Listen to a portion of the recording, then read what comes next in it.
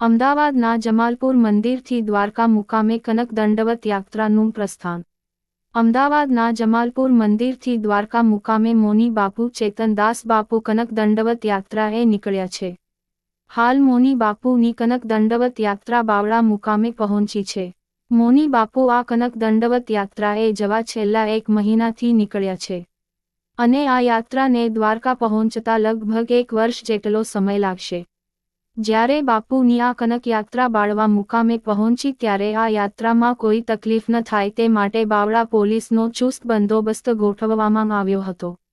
Bavla police station PIRD Gojiya, police constable Ajitbhai, Mahendrasinh તેમજ GRD in charge Kanubhai સહિતનો staff બંદોબસ્તમાં હાજર રહ્યો હતો। આ કનક દંડવત યાત્રાના આગમન સમયે બાળવા ગામના ભાવિક ભક્તોએ ઉપસ્થિત રહીને મૌની બાપુનું ભવ્ય સામૈયું કર્યું હતું।